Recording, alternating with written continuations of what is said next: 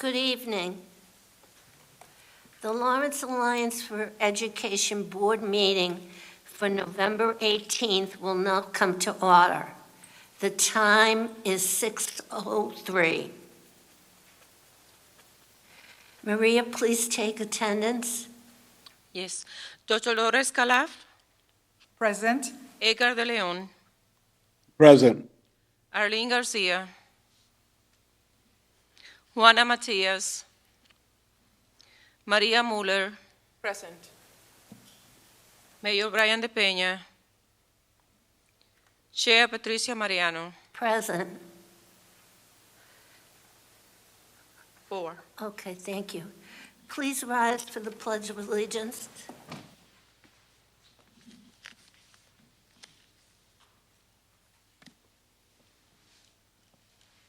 I pledge allegiance to the flag of the United States of America and to the republic for which it stands, one God, indivisible, with liberty, justice for all.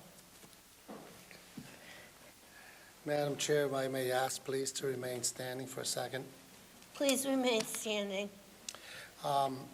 We didn't have a chance to meet last week because we had emergencies, obviously, with members of the board. However, I think it's right for us to recognize the fact that one of our former employees, who was well-known to the school system and well-known in the city of Lawrence, who retired for many years of the school system, passed away on October 31st. And I'm referring to Suzanne Piscatello. She died peacefully on October 31st at the Massachusetts General Hospital, aged 84. Suzanne was born in Lawrence, with the exception of 4 years that she spent at the University of Michigan. Sorry, I'm an alumni of Massachusetts. Lived in the city her entire life. She earned a master's degree in education at Salem State University and began her career as a middle school math teacher at the Bruce School. With a passion for ensuring equal opportunity for all, Suzanne later led the development of Lawrence's Title I and English as a Second Language programs, mentored numerous students and young educators, and eventually served as Assistant Superintendent of Lawrence Public Schools. Her public service continued following retirement from the school district. During that time, she was elected to serve on the Lawrence School Committee and served for 50 years on the board of the Lawrence Public Library. Her other professional callings was Canopy Lake Gifts, a family business started by her parents, Frank and Maria McHugh. Summer 24 marked the 75th year anniversary she worked at Canopy Lake. Generations of young staffers learned not only retail skills from Suzanne, but how to relish life the way she did. Madam Chair, every summer, Suzanne filled all her places of employment with Lawrence Public School kids and provided them summer jobs. May God keep her. Thank you. Thank you.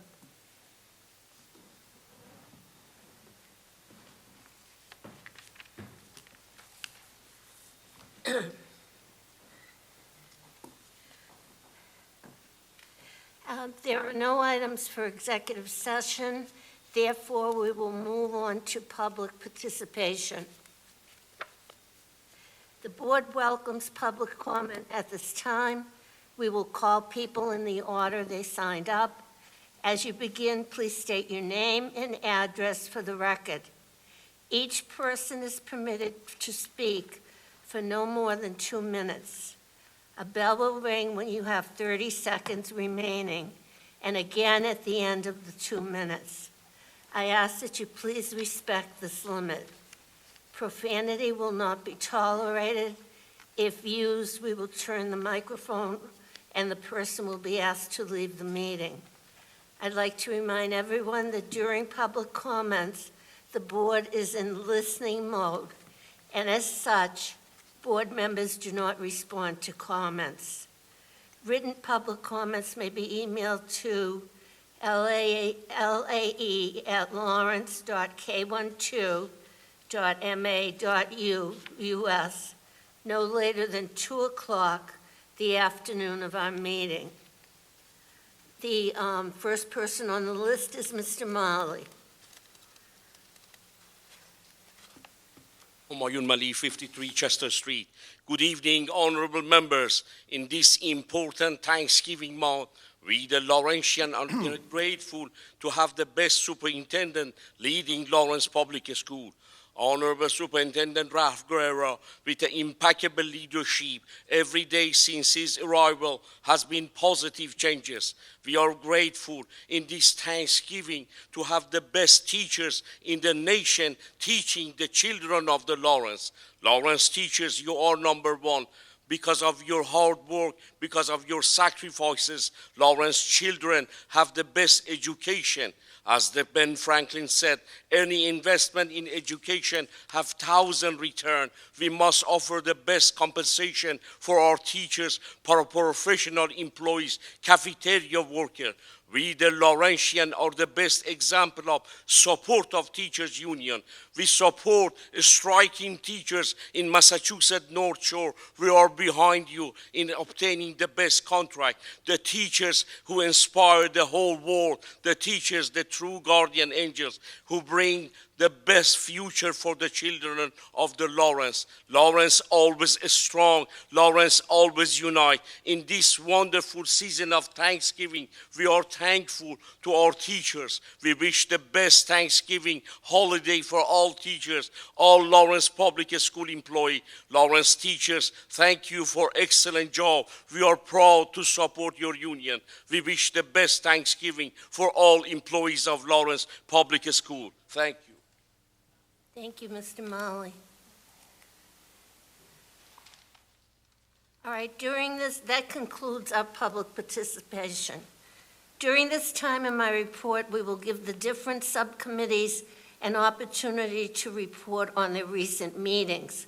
We will begin with the Policy Subcommittee, which includes Maria Mola, Edgar De Leon, Pat Mariano, LPS Representative Chris Markins, and a representative from the Mass Association of School Committees. I believe reporting is Carlos Matos.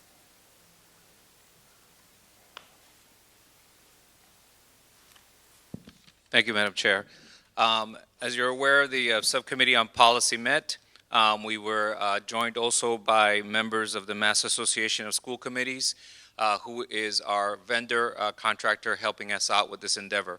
The goal of the Subcommittee on Policy is to take the existing policies of the Lawrence Public Schools and consolidate them and update them in a manner that is comparable to what's out there in law, Mass General laws, and also any policies and updates that the LEA board has, and any updates that need to be removed in terms of obsolete policies or any additions that need to be made. During this time when we met, we were giving a date where we submitted the initial policies that we have, both in our policy handbook, and observations were also made with regards to the policies that were not in our handbooks but were posted on our websites and in other places, and we provided these to the Mass Association of School Committee for them to consolidate with their standard comparison bylaws and policies. We concluded that in December, approximately December 3rd, we will reconvene. At that point, they will give us the first draft of their comparisons with our policies, with their standard policies, and at that point, we'll begin a much more detailed review of the policies. Thank you. Thank you, Carlos. Any questions from the board? I would just like to add, Madam Chair, in participating in the subcommittee report, that our goal is that once we have a complete revised policy of all of our current policies, that they will be all holistically posted on our school website in both English and Spanish. And it'll be very easy for any individual reading them to click and translate it to whatever language there is. We know that many of our policies are updated, and I think that the Mass Association of School Committees will always keep us informed from there on in as to any revisions that might be coming forward. Thank you. The Budget and Finance Subcommittee, Warner Mateus, Arlene Garcia, Mayor DePena, and Jason Cabrera, our CFO at LPS, and reporting is Jason Cabrera.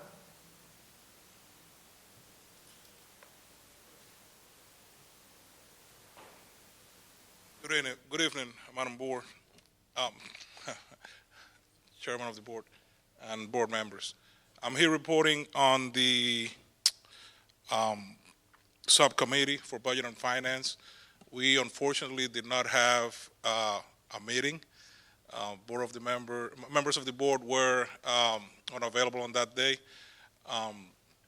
Superintendent Carrero, myself, I believe Ms. Campuzano was there. We didn't have a quorum, and the meeting did not happen. I want to report a high level of where we're at as far as budget and finance. I have Mr. Chris Heath here, who's our Director of Grants. I want him to say a few words about our ESSER grants and where we're at with those. I have a presentation up. Since getting here, we arrived in the district in August. The end of year report that goes to the Department of Education was due on September 30th. Let me see if I can pull this up because I cannot see. It was due on September 30th. It was submitted on time. Some highlights for this year that came out of the fiscal year 24 end of year closing. We received about $266 million in Chapter 70 state aid, $41 million in state and federal grants, $37 million in MSBA construction aid, and about $13 million in school lunch reimbursements. As I said, the report was submitted on time. We spent, as a district, around $193 million on instruction of our children. $58 million was spent on special education. And one of the things that came out of completing this end-of-year report is that we need to automate it a bit more. So that's something that going forward, utilizing the data, we are working on automating the process so that we can have more accurate and faster reporting at the end of the year. I would like to introduce Mr. Chris Heath, who's going to real quick talk about ESSER 1, ESSER 2, and ESSER 3. 1, 2, and 3. Good evening, everybody. Thank you again for having me this evening. This is my 7th trip to this group to share our progress on the federal funding of ESSER. That means you're an expert. I'm sorry? That means you're an expert. Yeah, I don't know about that. I don't think anyone could really be an expert on ESSER. But yes, there were 3 releases of ESSER funding. At the top of the presentation, each release had a separate act of Congress that released those funds, so I've also included that at the very top. So ESSER 1 was just, again, it was a $6.3 million piece that came to Lawrence. What made ESSER 1 special was that we had prop share, which was a portion of our allocation was held aside for private schools that participate with Lawrence Public Schools funding through title funding. And so that was $490,000 went towards those private schools.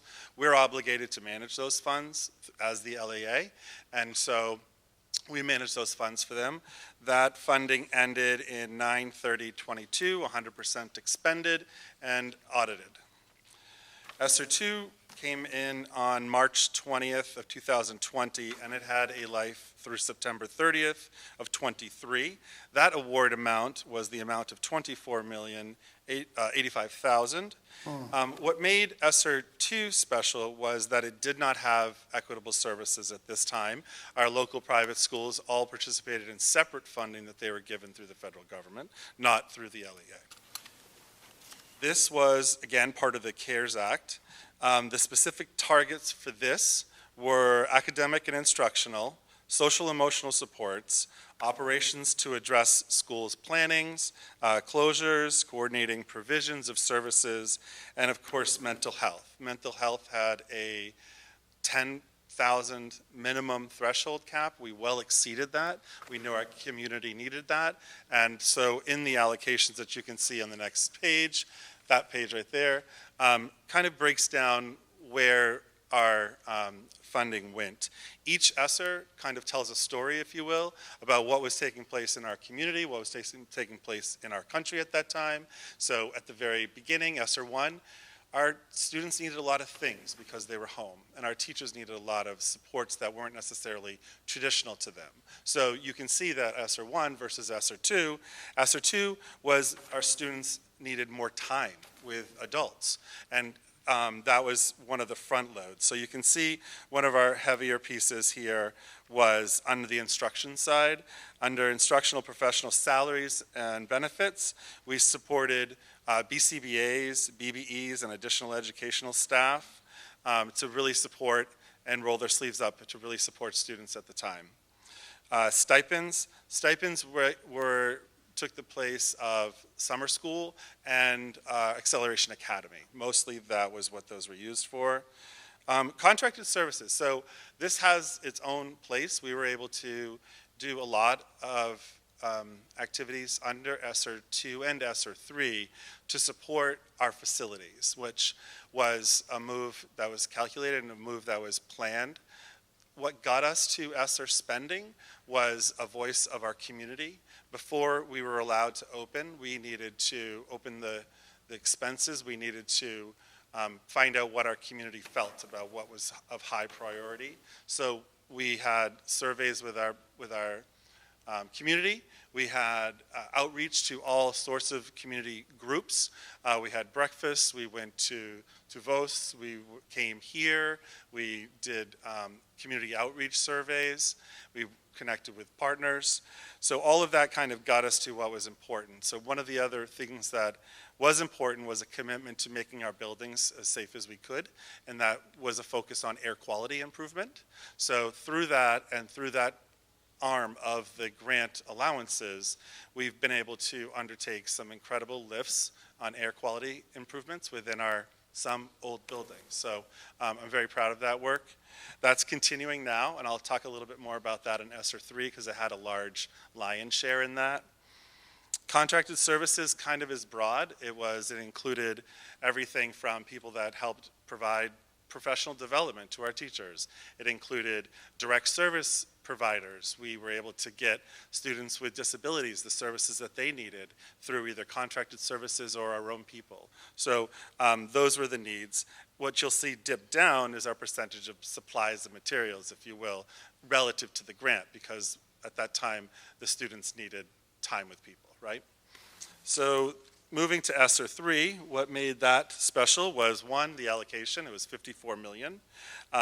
What also made it special was it was all about the safe reopening of schools and getting everyone back to the learning environment safely, as well as being mindful of social emotional well-being and mental health. So our move there was to include a minimum of $10 million to address learning loss.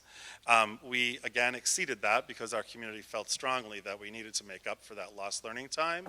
So we really doubled down on Acceleration Academies, doubled down on our summer school. We had the most robust summer schools programs we've ever had in the city. We were able to reach so many more students than we ever had before. And then also, because of the timeline with procurement of goods and services and what was happening in the country was also happening here in Lawrence, some of the construction projects that were initially planned under ESSER 2 moved in timeline to ESSER 3 because of again, the procurement of goods and services. So right now, I can report that we are 100% spent under, including all budgets, and we came in prior to the deadline. So I'm very proud of that. It came through a lot of work of very dedicated people. I'd like to give a shout out to Paula Britton, who is our retired grants manager, 41 years. And also I'd like to mention Edison Urena. He is our grants specialist and now grant manager, a product of LPS schools, and happy to have him on our team. And also I'd like to shout out to Tim Karen. He is our facilities director, and he was instrumental in pulling off these projects. He's amazing, a real prize, I think, in terms of the district. So it was not an easy lift to try to do this kind of work under such pressure. So I do feel like it's important to share that the projects that are only existing now are part of what's considered late liquidation. Because of the timeline of construction, we had to apply to the federal government to expand our spending timeline. It had to be very specific, it had to be contract-based, and things with absolute closure dates, and those are all in place now, and those will be completed well ahead of the allowed extra time that we were given. So we should be completely done with all of these projects within the next 3 months. So you can see here that this is detailed, it's very broad. I included some very basic things in here, as well as some of the real deep spending pockets. If I can answer any questions for you about the 5 years of path that we just traveled through ESSER funding. Any questions? Madam Chair, Yes. ESSER 1, $6.3 million. ESSER 2, $24 million. ESSER 3, $54 million, for a total of $84.3 million. Correct. Can we get 84 more? Would that be great? Yeah, I feel like it's really representative of what was needed at the time. We were reactive to the needs of the community, and at the end of the day, people got what they needed. So I'm proud of that work. And it definitely does show in our buildings through the facilities work that was done to make buildings healthy and safe for our students. When we talk about air quality, it reduces opportunities for kids to be out because they suffer from asthma, and that also goes to our staff. And obviously, our shout-out goes to our facilities director who managed a lot of these projects. But you mentioned our summer academies and our accelerated academies, and I know that many of our kids had an opportunity to participate there. I hope that all the work that was done, that we were able to embed a lot of the services, especially the ones that have shown rewards for our kids in the budgets to come in the next couple of years. And last but not least, I also want to thank you, Chris, for the work that you've done. To be able to manage $84 million through the federal government and not have any audit exception speaks volume to the work that we do and the integrity of the work that we do. Thank So you. I thank you on behalf of the district. I appreciate that. Thank you.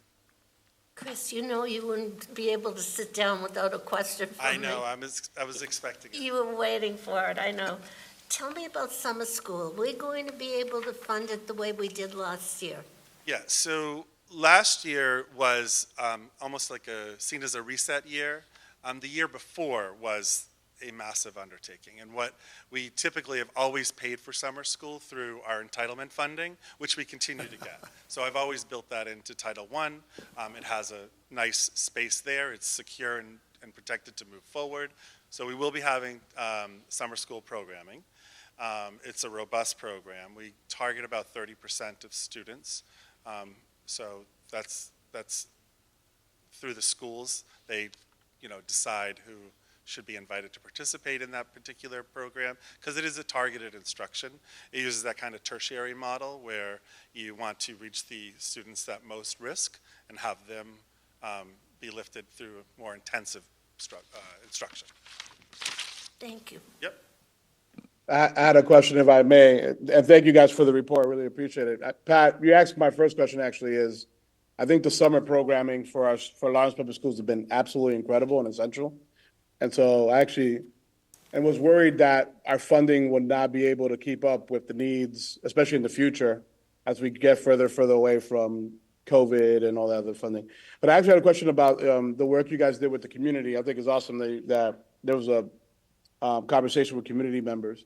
Is there anything, and because of that, the HVAC systems and others were worked on. Is there anything else that community members are really focusing on in terms of what we can be doing? Because I know that the undertaking of buildings, which was really important, especially during what happened last summer, was really important. I was wondering if anything else came out of your conversations with community members and partners while you were doing it. Are you referencing like our survey data and then when we did Yeah, outreach yes, to the yes. community? Yeah, we Yeah, that's actually, it's still on our district's webpage, that data that really kind of created the foundation for our 3 years of work. That survey was very, very clear what the community had. I broke down percentages about, like, there was probably 12 criteria areas, and then they chose out of those 12 what was most close to them and their feelings of what they wanted to commit to. In terms of the partner outreach, I think that that was very valuable. I think one thing that's really important, and you're hearing a lot of that from maybe surrounding communities about that cliff that might have existed from spending from ESSER funding to then moving things back to local. Our goal was sustainability. So things that we took on were things that were just necessary for time, but if they were something that we wanted to continue with, and I'll give an example of BCBAs in our school, we made a commitment to making that a part of our school's fabrics. So we built a plan of sustainability for after the grant ended. So that's now being picked up by our SOA. And so that has a continuation. It's also like a really nice learning piece that we learned through the response to the intervention, that it's value added, our kids and students used it, used the strategies, and the schools felt supported. So we've increased nursing staff that way, we increased school adjustment counselors that way, and we didn't take on or move full-time positions against that to then feel that impact once the funding was gone. They were almost supplemental, if you will, and then with secondary funding to come behind it. Awesome, so that means you don't anticipate some of the things that have happened in other school systems Correct. the way you planned it happening. Yeah, I mean, I think we really can attribute a lot of that to the SOA Act that was passed and planned for the schools, and as well as like that safety net that was provided because of that. But I do feel like there was a lot of thought that went in at the beginning about what we would and could commit to in terms of one-time costs versus sustainable costs. Got it. Thank you so much. Thank you guys for the presentation as well. Question? Curious. Would it be any difference if we would not be in receivership? Would it be any different if we were not in receivership, you're asking? No. In fact, our money, the allocations were not based off receivership status. Okay. And nor is the SOA plan is part of a sustainability model that's built in for really who we are as a community. So it's a high need allocation of dollars based off our needs of the community. So based on income and Correct. socioeconomic conditions? Correct. Yep. Got it. Okay. Thank you. Any other questions? All right. Thank you. All set. Thank you. Madam Chair, just continuing, and I want to highlight what was talked about here, $84 million that was thoughtfully spent. Mr. Heath and his team, they worked until 11:59 on September 30th to make sure that we got our money's worth and that the money was spent like it should. So kudos to him and his team. So fiscal year 26, we got, as I said before, first 120 days. That's when I arrived here. One of the things that the team that we're working on, that I'm trying to make sure we all understand, is that we cannot have transparency without accountability, and we cannot have accountability without accuracy. So some of the things that we're doing are related to that, right? Making sure that we're transparent, at the same time being accurate in what we're reporting. So in the first 120 days, I can tell you the first 90 days was end-of-year report. We had not submitted the end-of-year report on time in quite some time, so it was a goal of ours to make sure that that got in to DESI by the deadline, so that is in. That was submitted. We worked in the first 120 years also on establishing processes wherever accountability is missing or lacking. A lot of it is utilizing data. We have, vendors, contractors, contracts that we're utilizing to make sure that we do get the accountability and the data to make sure that we're doing our work the way that we need to do it. We've also been working on district and city relationships when it comes to the schools, making sure that our comptroller and the city are aware of what we're doing. And also district and state relationship, our relationship with DESI and some of the finance folks at DESI. We remain communicating. We actually had a good hour meeting this morning, so I continue to have those lines of communication open, making sure they know where we're at and taking any advice that they can give us. During this time, we have been reviewing departmental budgets, and that is ongoing for the first 120 days, and you'll see it in the next 120 days. But sitting down with folks who, department heads who manage budgets, and making sure that they understand what they have, and making sure that, asking the questions, are appropriations being spent in a manner which minimizes waste, as well as are they in line with the turnaround plan and the Student Opportunity Act.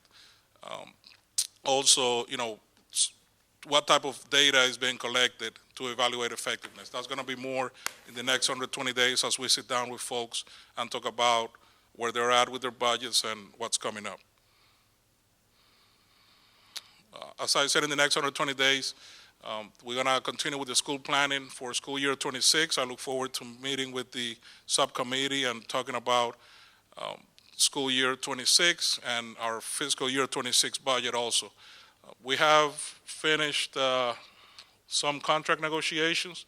We have some more coming up. I believe we have 3 right now that we're working on, talking to folks and making sure that we hear them and ensuring that they get the fair compensation that they deserve. So those communications, those negotiations are still ongoing.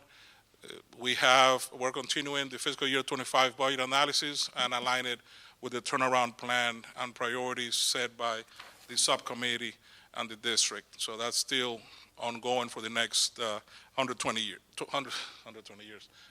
days. It'll be going beyond you. It seems like 120 years. I don't know if you can see this here, our enrollment, and to the question asked about receivership and does that, how receivership affects the funds that we get. Our funds come, part of the formula is our enrollment. As you can see, our enrollment, this was certified on October 1st, so we're close to 13,400. That is part of the formula used to allocate our foundation budget. So we are expecting an increase in our funds coming in based on the population going up and the type of population that we have. Let's see. School planning, we're starting that process here in the next couple of weeks for fiscal year 26. We're gathering feedback from the department heads December 4th to January 22nd. We're also meeting with principals and budget owners between the 21st and 31st of January next year. We are planning documents are going to be released on January 6th to all principals and folks that have to do with the budget. Student staff calendars, school goals and strategies are taken into consideration school operational plan, academic service detail sheet, and grant-funded initiatives are some of the things that we'll be talking about during school planning. For fiscal year 26 budget, let's see if I find that. I cannot see.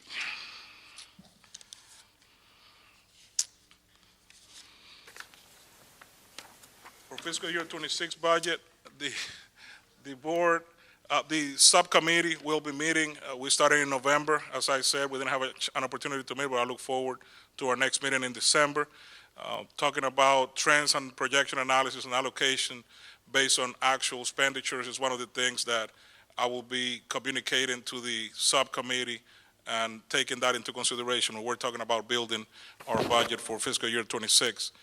We'll collaborate with the budget subcommittee to develop budget priorities and align the operation plans with those budget priorities of the subcommittee. In January 2025, the budgets will be communicated to the schools and the departments. In February, we'll get our notice from the governor of fiscal year 26 House budget proposal, and we'll know exactly where we're at with our funding. March and April, budget hearings held with the budget subcommittee, and then we'll bring it forth to the LAE board to vote to approve the fiscal year 26 budget. In May of 2025, potentially, hopefully, we can get that in front of the city council to be voted for the fiscal year 26 budget for our schools.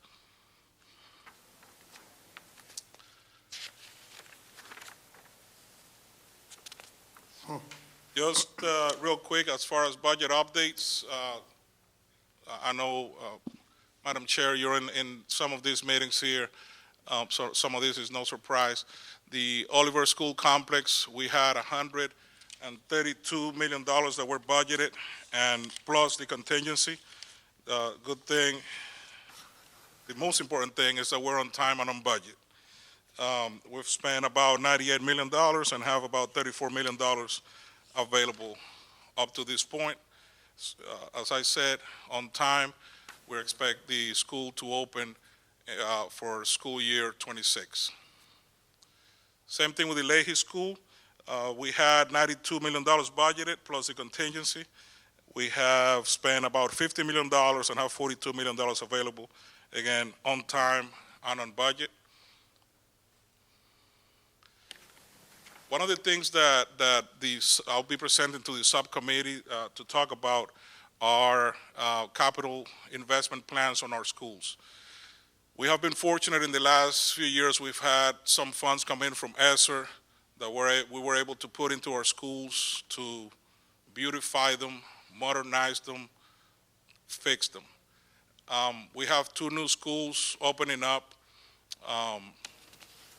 which are, I'm going to use the term high-tech, which you can imply that is a little bit more expensive if you ask our director, Mr. Merlino here.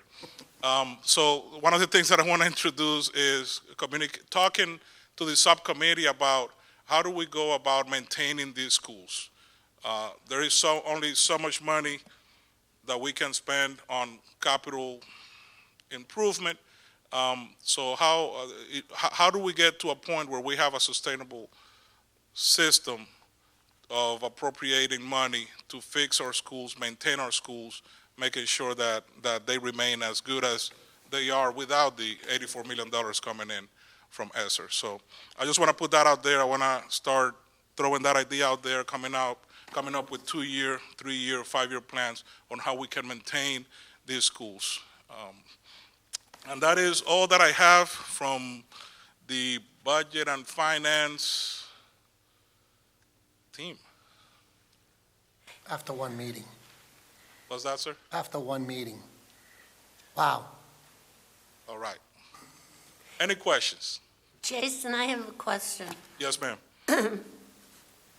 When you're talking about capital improvements, the city has a fund, a capital improvement fund, am I correct? Correct. I don't want to speak for the city, Madam Chair, but I didn't know it was a joke. No. no. No, but We're trying to figure out how to rate it. that was going to be my question. Do we have access to any of that money as a school system? So the city has to, the city is responsible for the buildings they own. That statement, that's a correct statement. For us, we're allowed to spend a certain amount of money for it to count towards net school spending. After whatever that amount is, and I can report on the amount next time we meet, after that amount, then it doesn't count towards net school spending, and we get penalized for that. We are allowed to spend $150,000 per school, per project, on a yearly basis, right? So each school, we can spend $150,000 in maintenance, and that would count towards net school spending, which is where we wanna keep our money as much as we can, so we don't get penalized by the state. So yes, the city is responsible to maintain to maintain the buildings, right?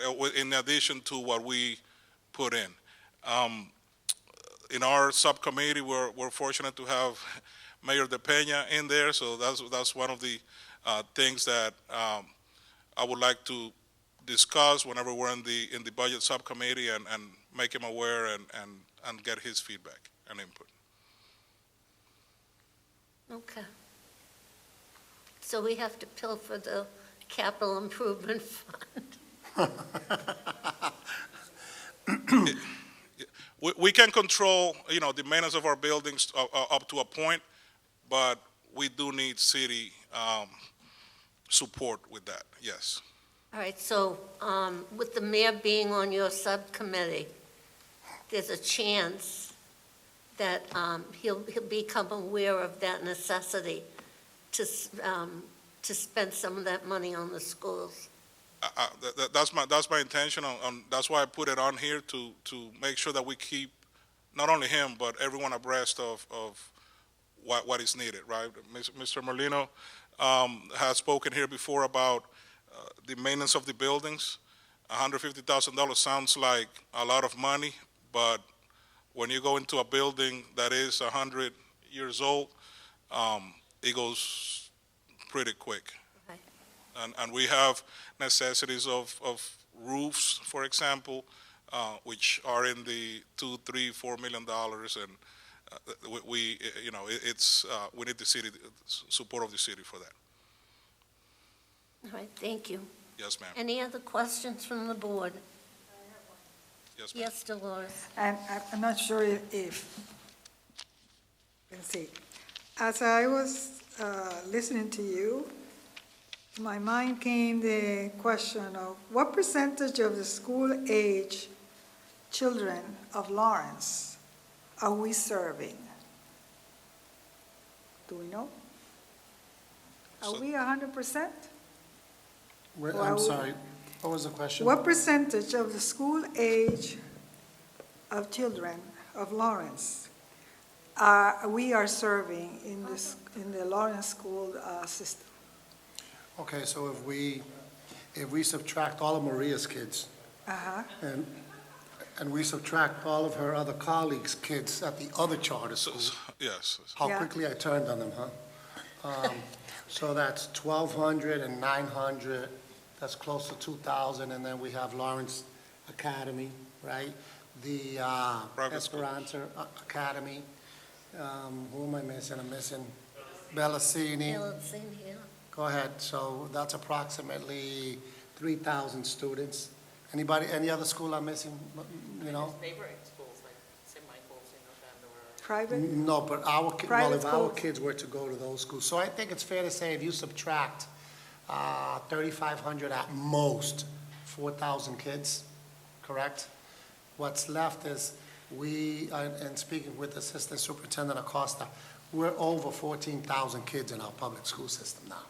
So you take the 4,000 and eliminate them from whatever percentages of 14,000, and it gives you a calculation of how many kids that we we, as a Lawrence Public School District, aren't providing services to, but that doesn't mean that they're not getting services within the city, because remember, the two charter schools are situated in the city of Lawrence, and so aren't some of the other independent schools.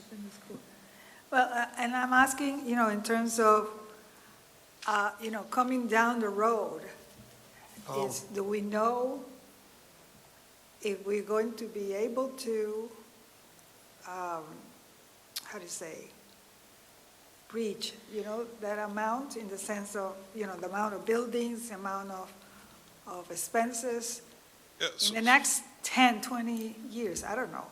I'm working on next year.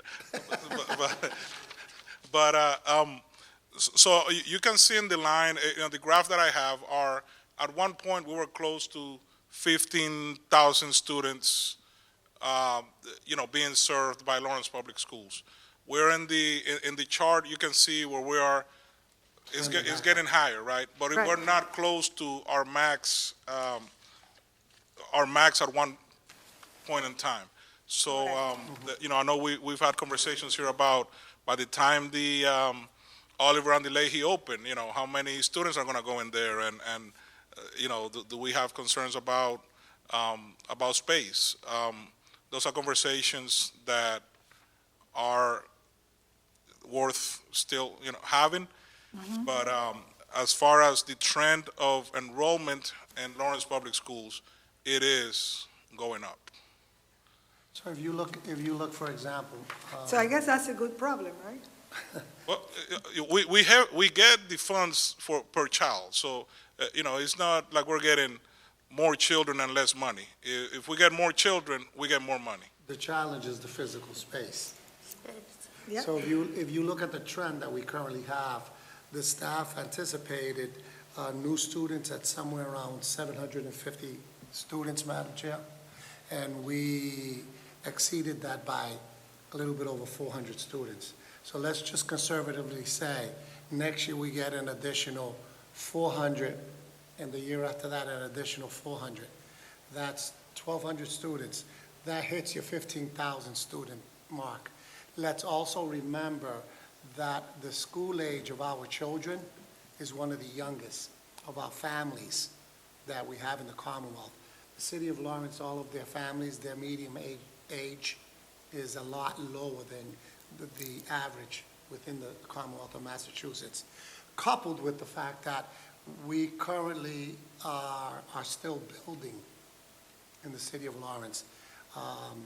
My operations manager, Ms. Hernandez Odanes, and I sat with the mayor on their monthly meetings, and they announced that there's a complex of 60 units that will be completed for next year, and then another 40 units. Well, that's 100 units. I don't know if we have enough elderly people to fill that, Madam Chair, which means that there'll be families. Families usually bring kids, okay? So Yep. our challenge is working with the administration to let them know that they have to look at a holistic plan when they're looking at housing and marketing. And what effects does that have on the public services of the city, whether it's police, whether it's fire, or more importantly, whether it's schools? Because you can't educate kids when you put 32 to 35 kids in a classroom, as you well know. Actually, all three of you, because you're educators. That's just absurd. If we're going to be able to manage a school district, we have to make sure that we keep those class sizes at a manageable class size.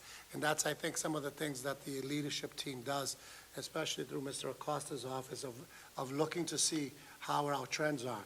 Just for example, today alone, I visited 2 schools, and the team some of the other team members visit another school. We had 8 brand-new kids. 8 brand-new kids into the school district. 50% of those brand-new kids to the country that just made their way to the city of Lawrence. So while we welcome all of our new students, we have to be mindful of the fact of the services that we have to provide them. And some of those services, and I can be honest with you and tell you that I was at the Arlington School. The Arlington School has close to 1,300 kids in it. A school that was built for 1,000. Their class sizes are really up there. And one of those new complexes is across the street. Where are those kids supposed to be housed? How do we move them about? So all of these are challenging questions, and you bring up very important questions, and it's something that we have to project. That's why I think one of the things that Mr. Cabrera is doing in terms of planning, budget with our facilities, is to help the forefathers, the current leaders, understand that if we're going to continue to provide the services, we need to plan 2, 3, and 5 years out. And what does that mean in terms of dollars? So that whoever's in the administration can understand that we put a plan together for maintaining and fixing those schools. It also includes expanding of those schools. So by us putting that information out there early on, we hope that we cannot do the sins of the past, Madam Chair, that we've done. So we're trying to help educate the administration to take a really thorough understanding. And I think Jason and his team, he mentioned Lawrence Public Schools has been late in submitting their SIMS report, in submitting its EPM reports, in submitting its end-of-the-year reports to the Department of Education. No longer is that happening, Madam Chair. In fact, Jason's conversation with the Department of Education personnel has been, wow, Lawrence is on the move.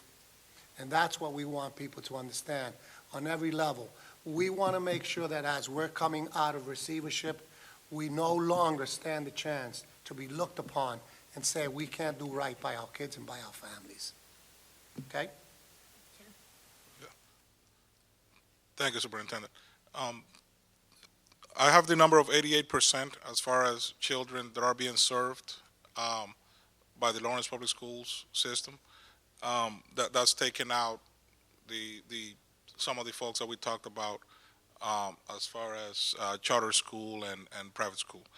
And another thing, the number that I put on there, 13,395, when we look at, that's the number that was reported to the state on October 1st. Oof. When you look at the numbers from prior years, that number grows between 300 to 400 children. So by the end of this school year, we anticipate that 13,395 will be closer to 1,700 or 13,700 before the end of the school year, just based on new children coming in, like Superintendent mentioned, on a daily basis. So that number is a snapshot taken on October 1st to be sent to the state. But that number continues to grow as the school year grows. And I imagine that with all these new changes that are going to come in with the new president, that's also going to be an impact. I know I don't know if you're I'm- asking for my opinion. I am thinking, in terms of all these ideas that are being put forward, in terms of changes in the Department of Ed and different things. Still early, but So it's going to be a lot of changes. yes, I will say that in the state of Massachusetts, I'm going to say it, we're fortunate that we're in the state of Massachusetts where the state funds schools, appropriately, based on a formula that works for most. So I don't foresee that changing because we're here. That's just my opinion, if it matters.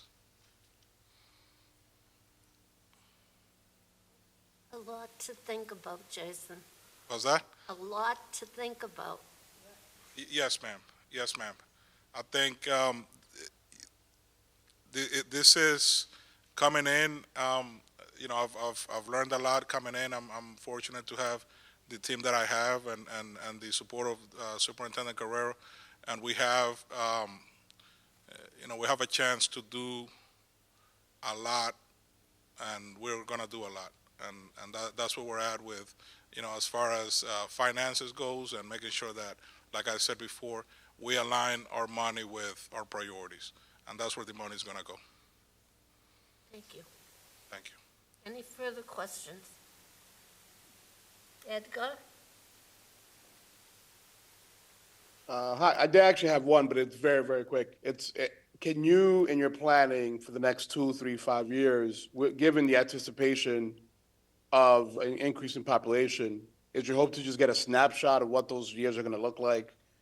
How do you sort of manage increasing populations that we're getting, as the superintendent mentioned, with your anticipated numbers that you're hoping for the next 2, 3, 5 years? Absolutely. So that's part of what we're talking about, 2, 3, 5. Taking that data and looking at the trend and anticipating what Lawrence Public Schools is going to look like in 3 or 5 years, right?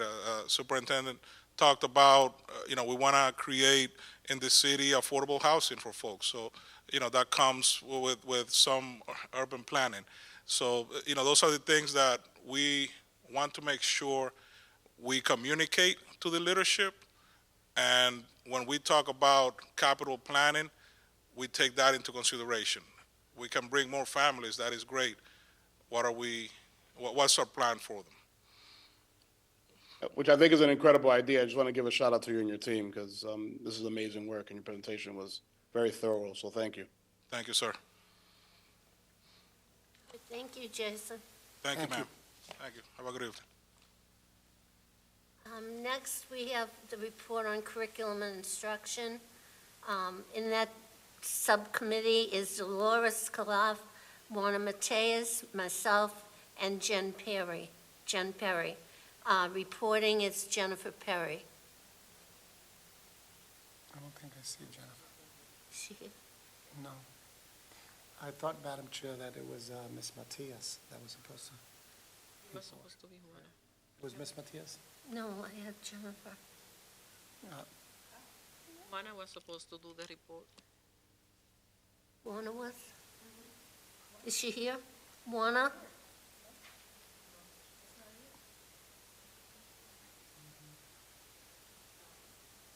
Not. She's not here? Okay.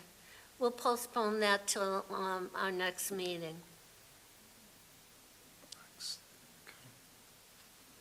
I'd like to thank the subcommittees for their commitment to their work. I look forward to for them producing a clearer understanding of district operations, excuse me, and making that available to the Lawrence Public Schools family. So thank you very, very much for that. Moving on, we have some votes that we need to take as a committee. And the first one was, Maria sent you the superintendent's goals for 24-25, FY 24-25. I'm looking for a motion to approve the superintendent's goals for school year 2024-2025. Do I have a motion? So move. Thank you. Second? I'll second. Thank you, Edgar. All right. Any discussion? Any questions on the superintendent's goals for this year? I don't think he's gonna have time to sleep. Somebody read them, huh? Okay. I read it thoroughly, yes, that's why I'm saying. If I may comment. Yes, would you comment to Superintendent? Thank you. I appreciate that, Ms. Coliff. I had thorough conversations with the chairwoman, who you know is very detailed, and I want to thank her for her guidance in preparing the goals. If you recall, is it me? If you recall, when I first submitted my goal, I tried to submit a holistic, visionary approach, which might have been a little bit too soon. So the second time around, in looking at all the documents that we have, which is all of the work that has been done through the turnaround plan, and some of the current priorities from that turnaround plan of what the district is involved in, I've tried to highlight some of those pieces. And just real quickly, I want to make mention, for example, especially, Madam Chair, because you folks that were involved in the subcommittee for curriculum and instruction now can understand some of these acronyms that I mentioned, such as the SQR, the School Quality Review and Report, and how that drives pedagogy and what happens in the different schools. The other piece is the school autonomy frameworks, the oversight planning that goes into those pieces. I'm just giving you a couple of key highlights. The expansion of the work that has already been done as a portrait of a graduate that needs to be brought down all the way to the elementary grades. But we're going to try to break that down so that we're looking at 6th, 7th, and 8th grade as we prepare them to move on to high school, and then as we prepare them to move on to middle school in the following year. Last but not least, we talked about a little bit about that whole multi-tiered system of support for our students and how it's important for our teachers to understand how to not just read data, analyze it, and use it to drive instruction, so they know exactly where each one of their students are. And a lot of that work happens through the work of our data and assessment and accountability individual, Dr. Kateris. So all of these pieces that you've read in here, I've taken very deliberate pieces of them to make sure that those action steps that we're taking, if the board approves the goals, it drives my work, but it helps the district leadership drive their work, that because you've endorsed these goals, it means you've placed a mandate on me to make sure that this type of work gets done in the district. So from approval of these goals, all of the leadership teams will also align their goals, and then the principals need to align their goals also. And I hope that through this, we'll start to see some really good student improvement by the end of this school year. That's obviously going to drive our agenda of having a discussion at our next meeting regarding the district's vision and strategic plan as we move forward. So I appreciate the opportunity and the opinions and the guidance that you gave me, Madam Chair. Thank you, Dolores, for acknowledging. I don't sleep at night. I have a quick comment. I want to thank you, Superintendent. The goals are very, very well written. Like you said, it's going to move this district forward. So I'm very pleased with it. Are there any other questions from the committee? Just a quick suggestion or a comment. Sorry, Edgar. No, yeah, you go. I'm sorry, I apologize. That's okay. It would be helpful too, especially as we do the end of year evaluation, if your monthly report kind of links reports to this report as well. If you can report a little bit on each goal, for example, and just like, okay, where, what happened this month, where are we? And I'm very interested in the first goal in terms of the comprehensive assessment. It's just, again, it's great with the new administration and a new plan for the schools. And it'd be great to get a report on those gaps, strengths, and areas of improvements that you identify. I'll give it a shot. Thank you. I had a question, actually two questions very quickly. There's a section here about your pathways to educational careers for students in Lawrence. Yes. And students in my school are going crazy over here. Wondering sort of, it was purposeful to be a part of your programming. Why was it important to put in your goals? And then the other one is about the multilingual students that we have. Again, we keep talking about this population growth and change. Are you hoping to continue programming that we already have, or you're hoping to implement different programming to support those students? So let me answer that backwards. I'm going to answer your second question first, and that's with multilingual students.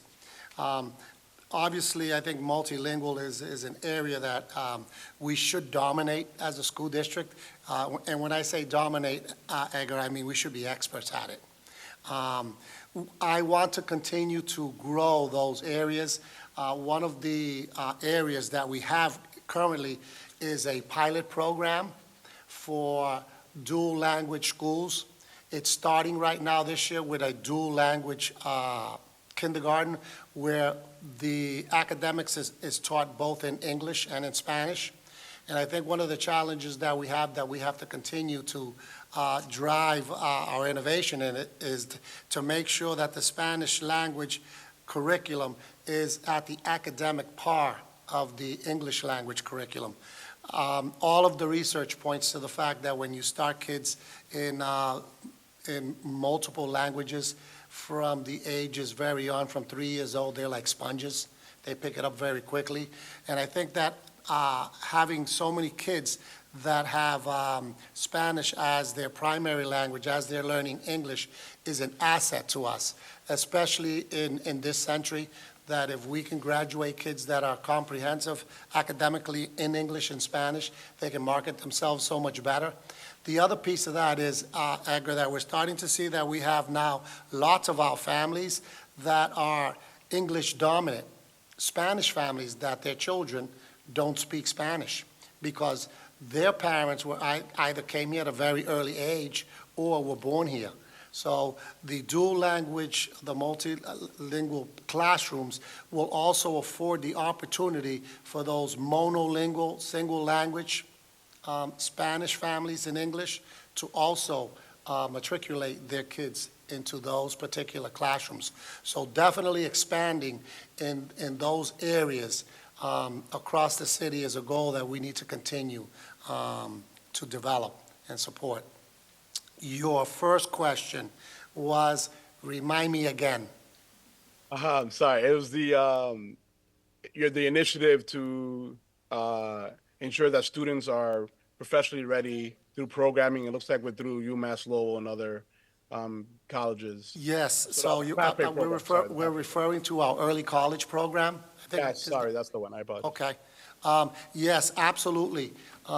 Considering the fact that we have so many first-generation minority students, and what the data says is that very rarely do first-generation kids have an opportunity to explore and go to college, it is so important for us to have an early college program here in the city of Lawrence. But the mere fact that our kids have an opportunity, especially when it comes to finances, to be able to experience college while they're in high school, and all of the research thus far, Madam Chair and Mr. DeLeon, suggests that our kids are not just thriving, they really are accelerating at the college level. We are a part of a consortium of about a dozen schools that offer early college programming. And I'm happy to report that Lawrence has the most sophisticated and advanced early college program. That has led me to work with our team and have a conversation with this community, and I want them to dream big. I believe that we have the faculty, we have the desire, we have the need for our kids to be able to go to a school like Abbott Academy and graduate with an associate's degree and a high school at the same time, okay? So that's one of the things we want to put on the table. But that doesn't mean that the other kids that are at the Main Street campus at our high school can't also experience early college. We have a partnership with Merrimack College, and our kids that are at the high school, so long as they are able to do the work at the high school level and can demonstrate mastery within their classes at the high school, we should be able to offer those opportunities for them. So currently, right now, we have approximately about 70 to 80 students that are in early college programs at Merrimack College, and we have the largest early college program of the state with our partnership with the university, with Northern Essex, and hopefully extend that to the University of Massachusetts. So yes, that is very near and dear to me in terms of academics and offerings for our families that I believe that we should be able to continue to excel and offer for many of our families. Thank you, Superintendent. I really appreciate your explanation. May I say something? Go ahead, Dolores. These two topics for me is an unbelievable opportunity for all of us here in Lawrence. The Agreed. dual language I have seen that makes a difference in the lives, not only of the child, but of the family. And it is an opportunity for a child to not only master 2 languages, but also helps them with their brain development, to the fact that they're going to make better decisions in life. And it has been proven that when we have a dual language capacity, not only are we making better decisions in life, but we can delay Alzheimer's for a few years. Has been proven by research. So the other thing is early college. I mean, I've been part of this in different colleges, and it's a wonderful opportunity for these young minds, and particularly helping them to achieve, although, you hear about how many, not thinking about college because of whatever reasons, but those who are, is the opportunity to start in a more effective way and be ready to know what college is about. So it's not this mammoth thing, before getting there. So I am totally 100% for these 2 pieces. All right? Thank you. Thank you, Dolores. Any further discussion? Hearing none. Maria, please call the roll. Dr. Dolores Calaf, Yes, 100%. Edgar de Leon, Yes. Maria Muller, Yes. Chair Patricia Mariano. Yes, Carries. motion carries. Thank you. Thank you. The next item on the agenda is to approve the minutes of October 9th, 2024. Are there any omissions or corrections? Okay, hearing none, could I have a motion to approve the October 9th, 2024 meeting minutes? So moved. Thank you, Maria. Second? I'll second. Thank you. Maria, please call the roll. Dr. Dolores Calaf, Yes. Edgar de Leon, Yes. Maria Muller, Yes. Chair Patricia Mariano. Yes.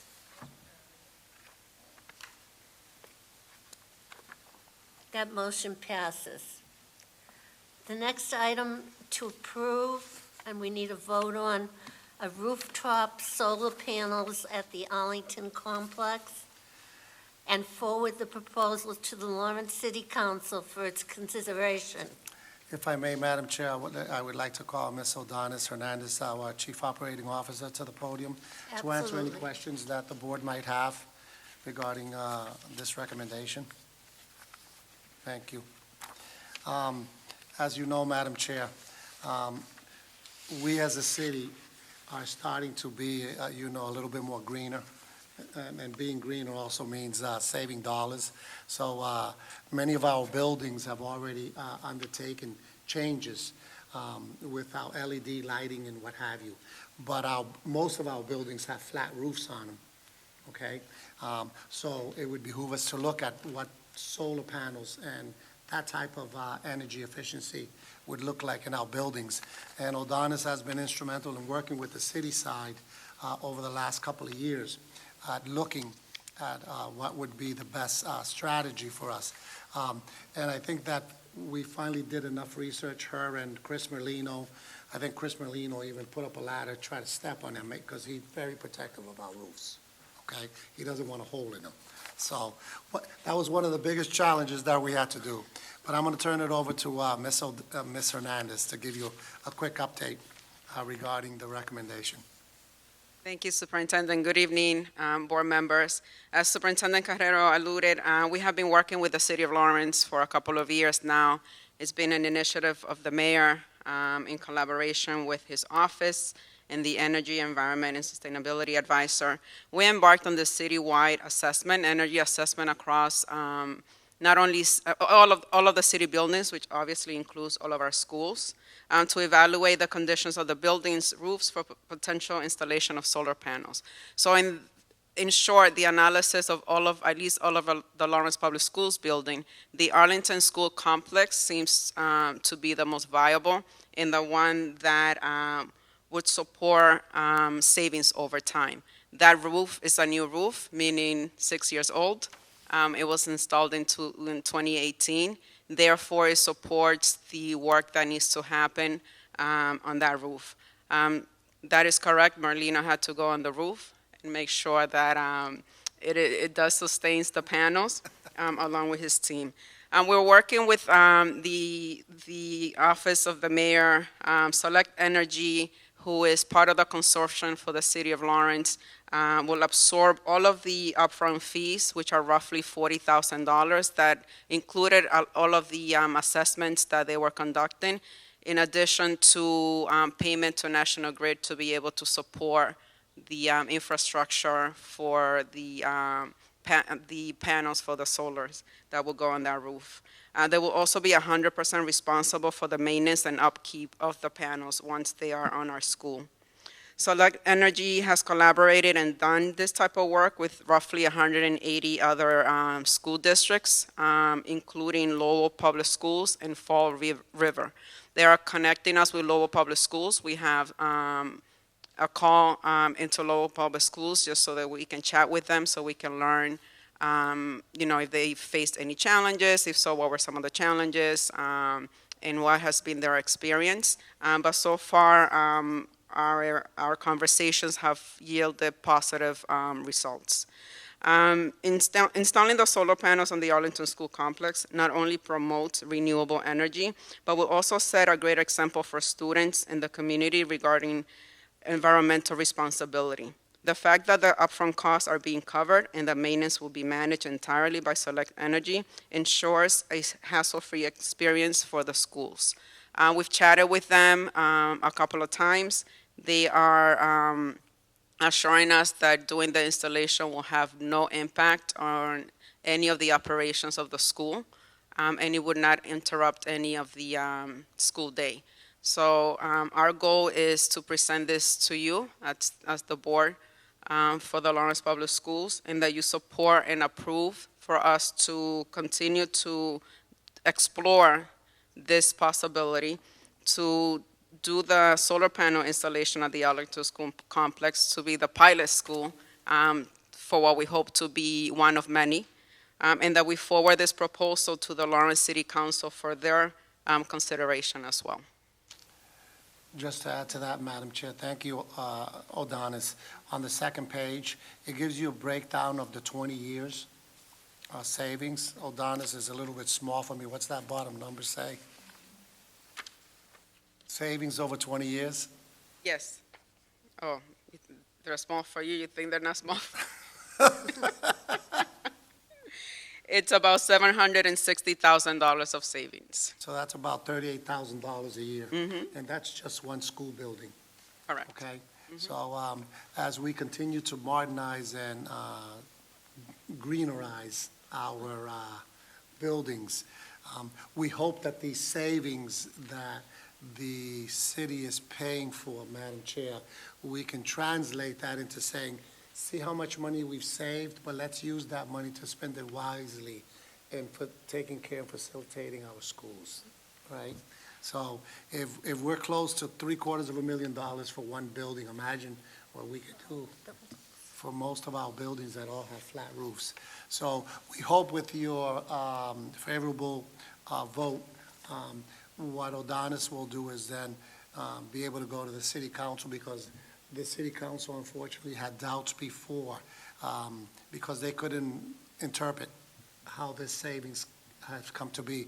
And as she mentioned to you, Select Energy has already worked with so many schools in the past.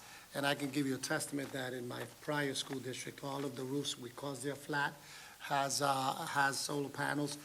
Solar panels are efficient up to 20 years at a 96 to 97% efficiency rate, okay? That's absolutely huge.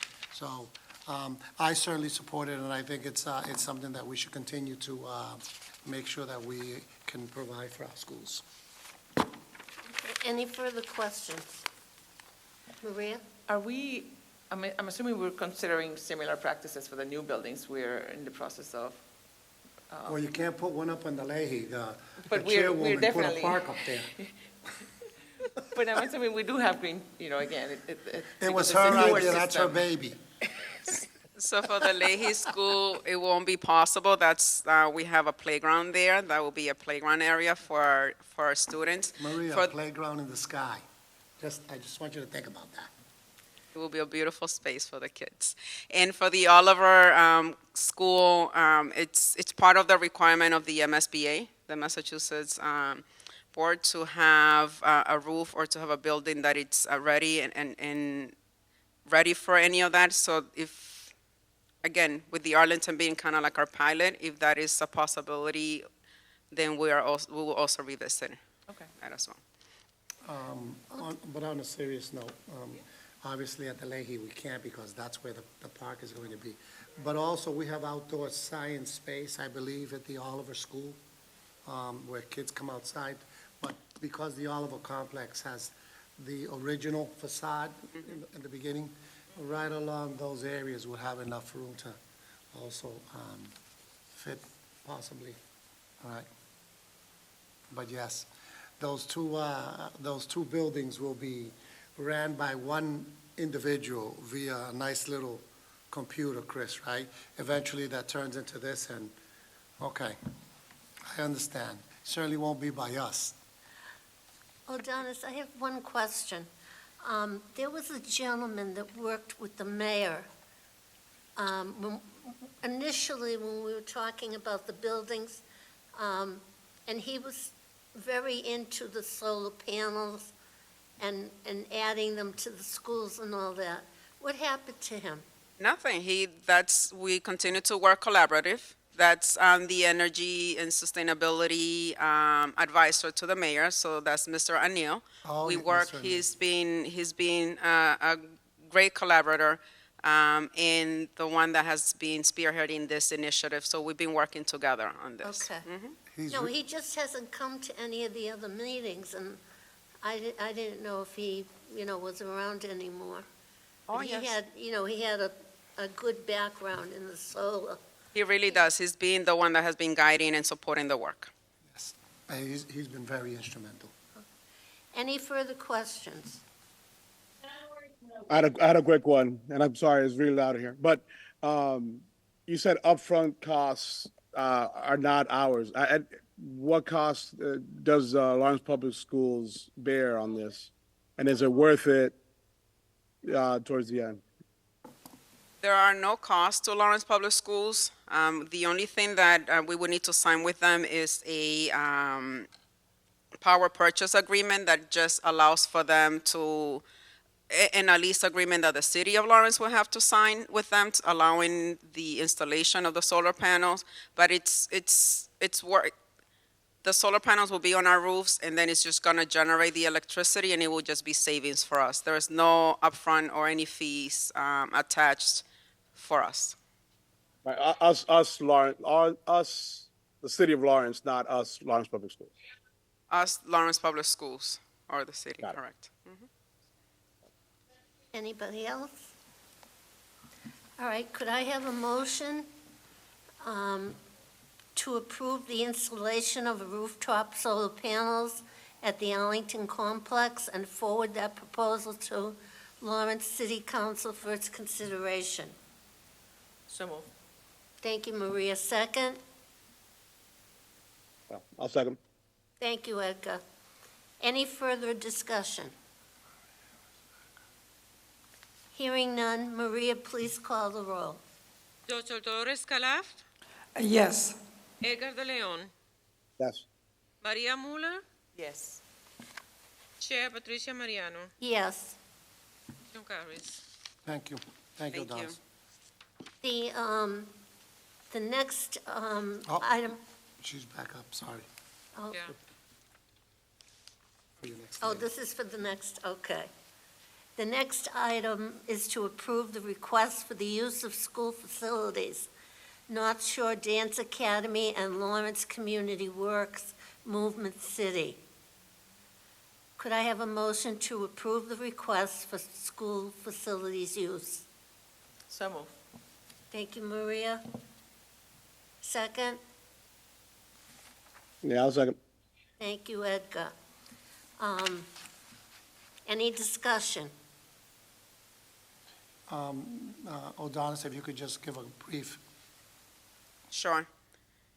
Hello again. So these are the two requests that we have received. As Chair Mariano stated, from North Shore Dance Academy is to use the Performing Arts Center in June for a dance competition that they have. It's, we checked all of our programming at the high school, and because of the time of the year, there were no interference with any programming there. Therefore, we are presenting this to you with a favorable recommendation for approval. The second one is from Lawrence Community Works, their Movement City program is to use the North Common Education Complex. They have a winter showcase the week of December 12th and 13th. Again, there are no other activities or school activities on these dates. Therefore, we are presenting this to you as well with a favorable recommendation for approval. All right, could I have a motion to approve the request for the use of school facilities? Motion is done. Oh, well, I already did. Yeah, the motion. Just the vote. Maria, please call the roll. Dr. Dolores Calaf, Yes. Edgar de Leon, Yes. Maria Muller, Yes. Chair Patricia Mariano. Yes, Motion carries. sorry about that. That's okay. Thank you. All right, lastly, we have a gift to approve from the Target Corporation to the Oliver School, the Oliver Elementary School. Could I have a motion to approve the Target Corporation gift to the Oliver Elementary School? That's to the tune of $500, Madam Chair. Thank you. $500 to the Oliver Elementary School. So moved. Second. All right, thank you. Any further discussion? Oh, sit down. Anything else? Anybody? Okay, hearing none. Maria, please call the roll. Dr. Dolores Calaf, Yes. Edgar de Leon, Yes. Maria Muller, Yes. Chair Patricia Mariano. Yes, Motion carries. thank you. And the last item, I'm sorry, is a memorandum of agreement with the UFCW Local 1445. This is the school nurses superintendent? Yes, that is, Madam Chair. Okay. Actually, Madam Chair, the memorandum of agreement went out last week, and I sent it out because we didn't have an official meeting. But now that we have an official meeting, we have concluded and have the full contract. So the agreement is between the Lawrence Alliance Board of Education and the local 1445 licensed practical nurses. And this is their new contract that would take effect July 1st, 2024, with an expiration date of June 30th, 2027. Ms. Lisbeth Gonzalez, our representative to the negotiating team, our executive director of HR is here if you have any questions. However, her and our school attorney through the Department of Education and one of the representatives from the Department of Education successfully negotiated their new contract, and it's here before you, the board, for your approval. In terms of the contract, she made it easier, so if you went through the pages, anything that was highlighted in red would be an area that was The changed. changes. Yes. I will say that, well, I don't have to talk about the nurses. All of you know the work that they do and how they take care of our children. They do an incredible job, and I do believe that our negotiations went smoothly. Lisbeth, could you come up a second, please? Just give a quick highlight. Nobody yelled at you during the meeting? There wasn't hot blood and signs, you know. Good evening, board members. That is correct. The negotiation went very smoothly with this group.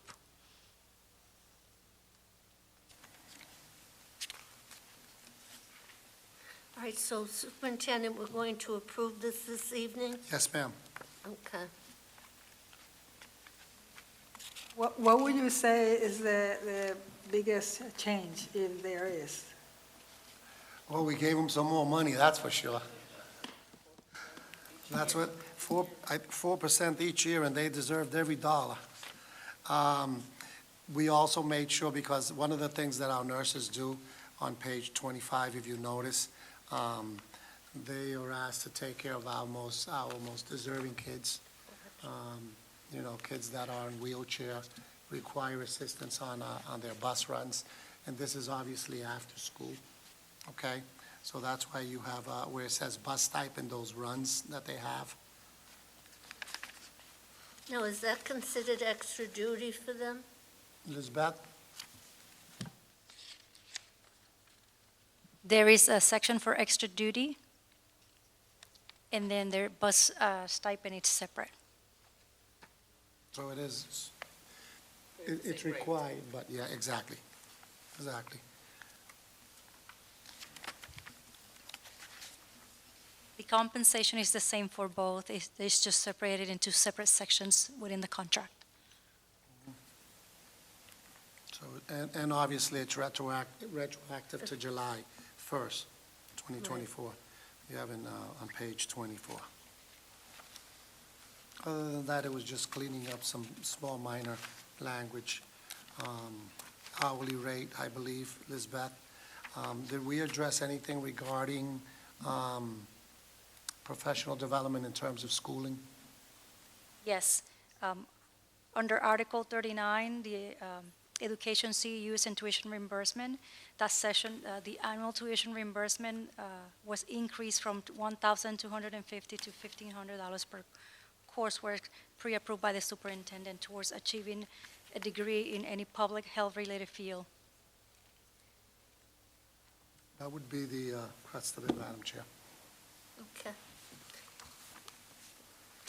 Could I have a motion to approve the agreement between the Lawrence Alliance for Education and the UFCW Local 1445 licensed practical nurses? So moved. Thank you. Second. Second. Thank you, Maria. Any discussion? Hearing none, Maria, please call the roll. Joshua Torres Calaft, Yes. Edgar de Leon, Yes. Maria Muller, Yes. Chair Patricia Mariano. Yes. Motion carries. All right, at this time, we're going to turn the meeting over to the superintendent for his reports. Thank you, Madam Chair. On our first bullet, you have the Oliver Middle School. I think all of you know by now, through press releases and our own releases, that the Commissioner of Education, the acting commissioner, has released the Oliver Middle School out of status of underperforming. We had the opportunity to not only congratulate the work of all involved at the Oliver School, but celebrated with them their accomplishments. And I wanted to follow those comments with, I think that this is the signs of many more schools to come in my evaluation and assessment of what's going on in classrooms. And I think I've mentioned this before, that we do not do a good job at tooting our own horn of the work that's being done in Lawrence Public Schools. And I firmly believe that we're well on our road now to our path for independence, if you will. So that being said, you know that in January is the month that we have to look at our turnaround plan and either renew it, extend it, or do away with it, if you will. I don't know if it'll ever be dissolved, but definitely.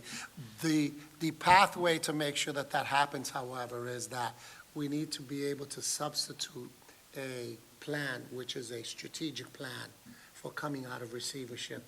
And I think I've hinted this to the board before, that we are in the process of working with the Department of Education and their recommendations of strategic planners that have worked with other school districts before along the state. So I'm hopeful that by our next meeting in December, we'll be able to have a presentation for the board, hopefully for approval, on recommending an educational consultant group that has the experience of working with a community like the city of Lawrence that has knowledge of receiverships, schools, and has knowledge of urban education. And more to that will come. But I just wanted to highlight the fact that there was a few more schools that were just on the cusp also of exiting underperforming. And I think that we're well on our way to make that happen. In terms of my district, any questions regarding that, Madam Chair? The Oliver School? Just congratulations to the Oliver. They're still Celebrating. gleaming and celebrating, yeah. That's true. Today, actually, we had a chance to meet with the Oliver team, and they're extremely excited because we've already begun the preliminary planning for the new school. And that's a huge undertaking, but they're very excited about that. In terms of the district updates, Madam Chair, obviously, you folks also know, because we've highlighted it everywhere, the work of the Rollins School and their banner celebration of Special Olympics. I had the opportunity to participate with them and raise their banner, and I can't tell you how excited those kids were, especially when they had their superficial torches that they would raise when we were celebrating. We also had, obviously, there were a lot of activities in October in some of our other preliminary schools, K to 2. They brought in and they had the petting zoos, okay? Everybody loves to pat the animal, but the animals aren't trained. You know what that means, right? And over at the Oliver Elementary, we had the Bruins participate with Scholastics. And what was amazing is that every student at the Oliver Elementary School received 3 brand-new books from Scholastics and the Bruins organization that you have there. And last but not least, I think it's become a tradition where most of our schools do a trunk or treat, where they surround the parking lots with cars, and they open up their trunks. And let me tell you, I did not taste one candy because nobody shared any of it with me. So I only got to see pictures. To round up the fall, we have a tremendous partnership with an organization called Play Ball, and they provide intramural sports for our boys and girls, grades 5 through 8. And we finished their celebration over at the South Lawrence East. We had wonderful sponsors and donations. Saul Poli provided pizza, who does a tremendous job for our kids. And also the representatives from Play Ball. They've been doing this for 14 years with our school district. I'm hopeful that we can hopefully increase that by 50% next year. When I asked why we didn't have more kids, even though the place was packed with kids, we got to do a better job of helping parents understand that in order for their kids to participate, they have to have a physical. So we're coordinating already to have physicians come in one day on a Saturday to provide their physicals, and they get to sign off and they get to participate for free. We had our Read Across America event.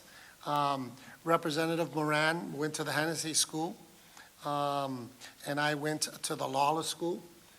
We got to read to our children, and that's only a picture of him and I. We had many celebrities and senior staff members go and read to our kids.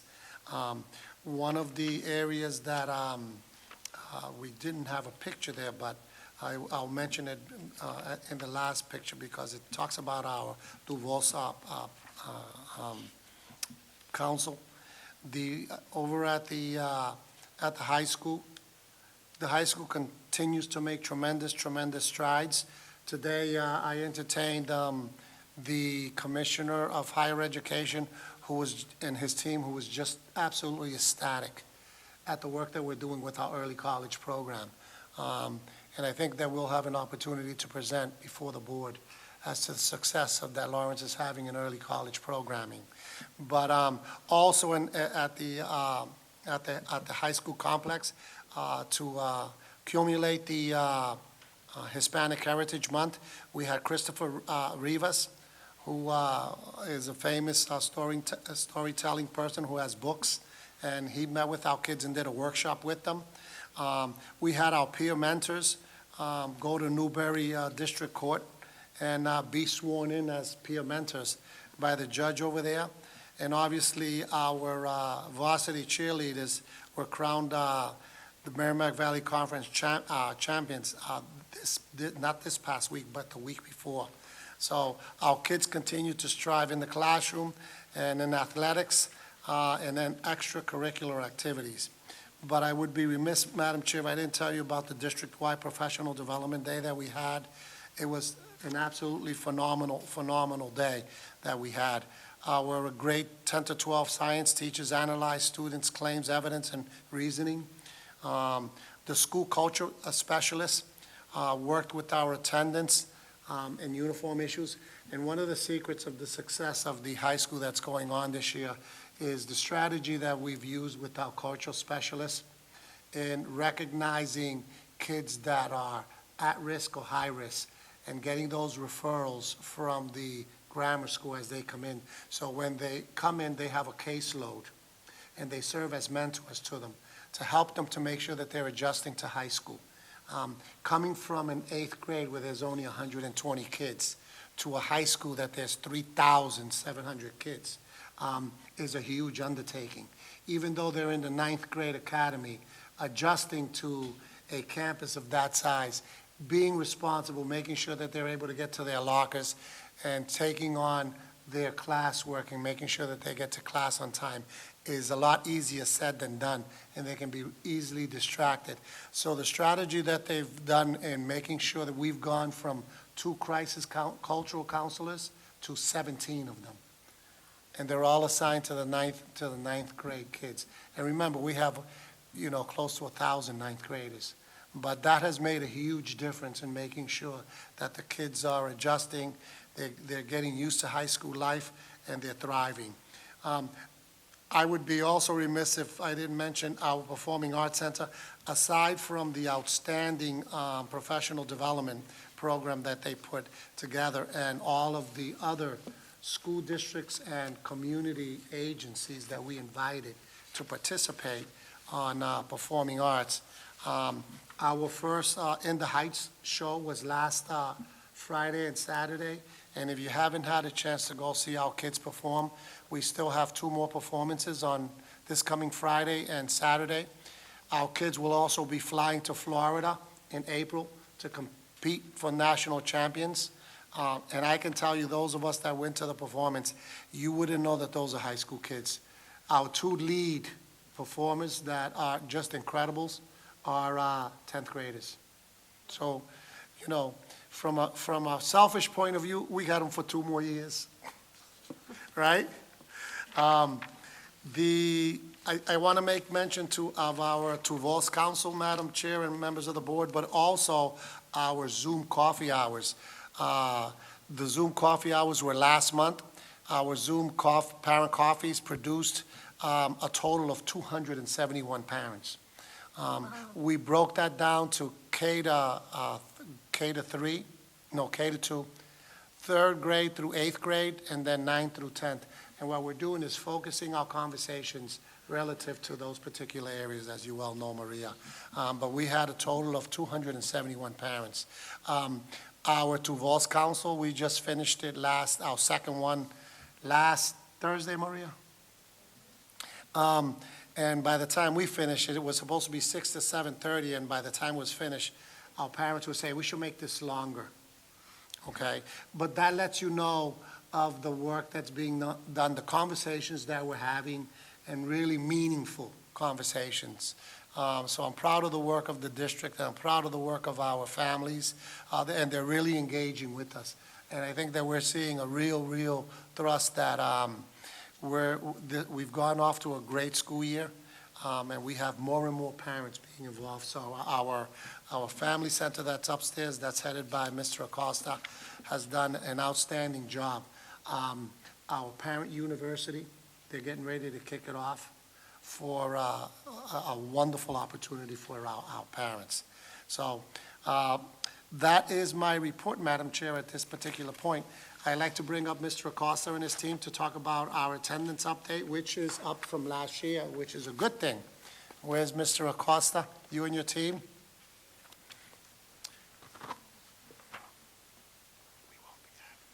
Good evening, board members. My name is Marianela Dela Cruz, and I'm one of the partnership directors that oversees attendance and other district-wide initiatives.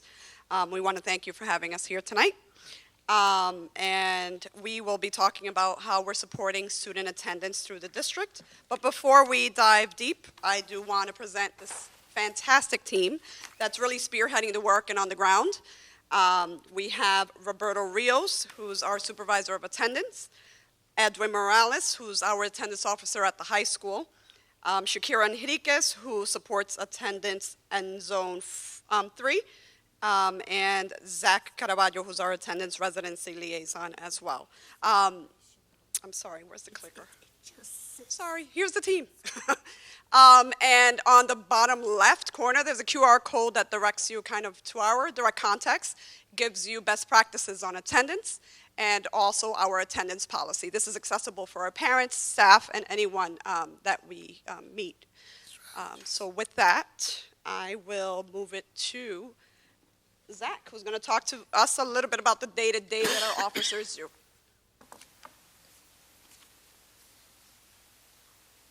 Perfect. Thank you, Marianela. So like she said, I'll kind of go over what we do day to day, how we support the families and the students day in and day out.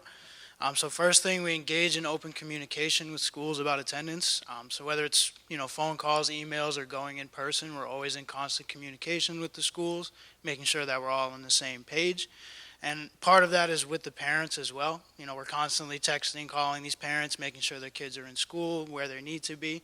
That's really a huge part of what we do. Building relationships is a big part of our job.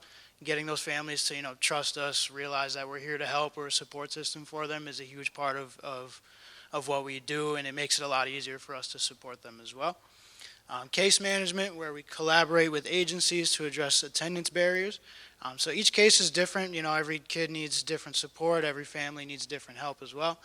There's a lot of agencies throughout the city that we use to support us in this. We use family services, DCF, things like that are huge for us. So we use those a lot to address those attendance barriers with the families. We facilitate meetings with schools and families to create attendance success plans. Another big part of what we do, we're pretty much that bridge between the parents and the schools. So we go to those meetings, we kind of help facilitate them, get them talking to each other, because a lot of parents don't have great relationships with the schools. So we try to make sure, like we said, building those relationships, being that bridge between the family and the schools is super important for us. And we come up with those plans that are attendance success plans. We ask them, we sit them down, ask them, what can we do to support you? What do you need from us in the school? And then they'll kind of tell us what they need from there. And then the biggest part is making sure that we implement those plans. We can sit there and talk about as much as we want, we can do this, this, and this, but the biggest part is actually putting that plan in place and making sure that these families are getting the support that they need. We investigate cases by conducting home visits, initiating attendance panels, other appropriate court action. So, there's steps that we follow to our process. There's a bunch of different things we do. We do those meetings, as I just mentioned. We do the home visits to make sure everything's okay at home, see what kind of home life that they do have and how we can support there. If all of that doesn't work, we get to the attendance panel, which is kind of our last step before we do file the CRA. That's where we bring them to the court. We show them what it's going to be like if we do get to a CRA. We have them meet with the PO and everything. That way they can kind of see the whole process of how it works. We ensure residency compliance, so it's pretty straightforward. We make sure that families are living where they say they live. We go to the homes, we check that the students have a bed to sleep in, clothes that they have there as well. We support schools with attendance forums, information sessions, and district-wide attendance trainings. We actually had a district-wide training this past summer that we saw over 150 staff members attend.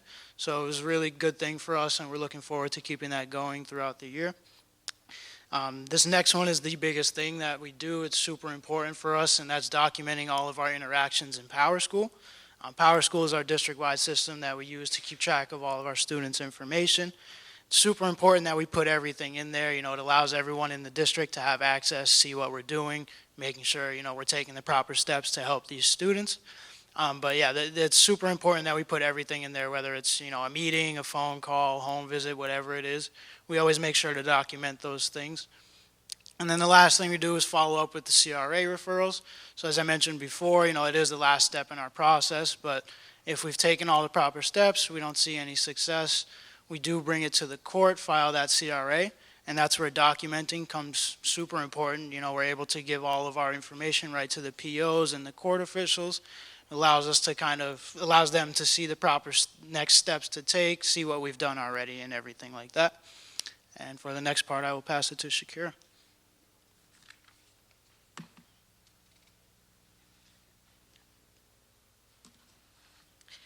So you've heard from our day-to-day pretty much, and now we'll be talking about policies, research, and data. So as a district, we are still aiming to hit our 95% attendance rate, which is missing no more than 9 days. As you know, chronic absenteeism is missing 10% or just about 2 a month. So some of data that we try to reflect on is poor attendance can influence reading proficiency by the 3rd grade.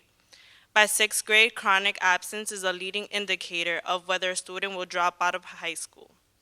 Consistently missing 10 days or more than 20% are less likely to graduate, and 25% are less likely to go to college.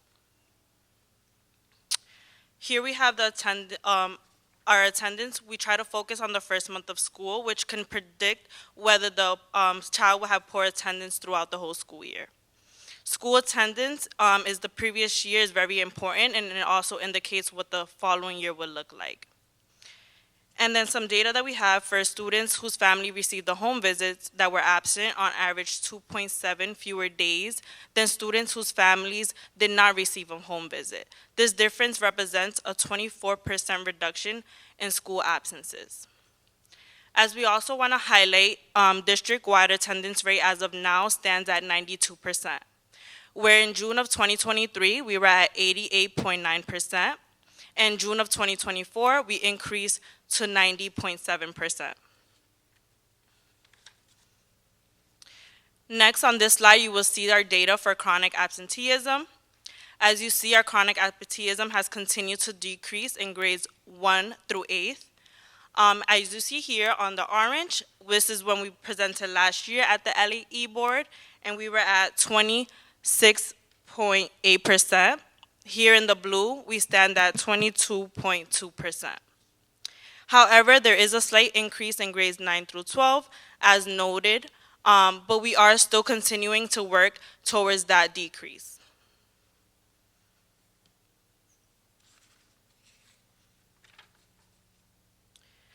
Lastly, here we have the ways we are trying to obtain attendance goals and the way our schools are using broad ranges of strategies to help engage their students.